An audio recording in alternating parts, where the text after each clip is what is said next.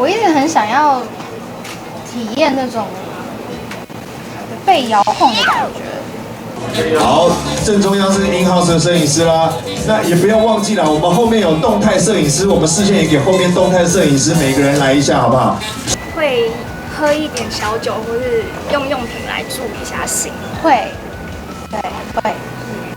那可以分享一下，就之前有没有什么比较就是开心的经验之类的？开心的经验，我一直很想要体验那种被遥控的感觉。你知道有一种就是剧情是放一些小玩具，然后男生可以就是遥控的至今都还没有人对我做过这件事情。希望未来有一个对象可以这么的有情趣。那现在有对象？现在就是没有男朋友，但是就约会对象一直都有。那我说你喜欢被遥控，还是想要被遥控？想要，就像男生看一些片子都会有幻想情节嘛，其实女生也是啊。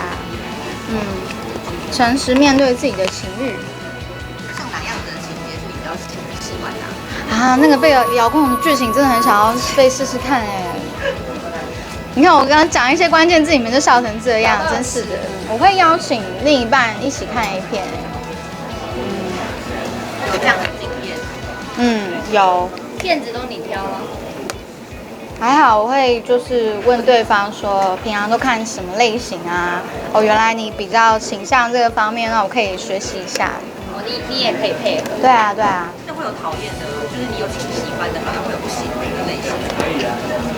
其实不喜欢的类型，主要是很多男生会被 A 片给误导，说女生可以折来折去，或是时间久就一定会高潮等等的，或是就是全员不绝之类的这种错误的观念，那可能就会让性爱过程不太舒服。那你如果真的不舒服的时候会讲？会啊，我觉得就是大家和另一半就好好沟通，不管男生还是女生，就是对自己的性需求、性取向，喜欢被怎么对待等等，都是可以拿出来讨论的。你是比较喜欢看有没有什么特定的男优，或者是什么样的剧情？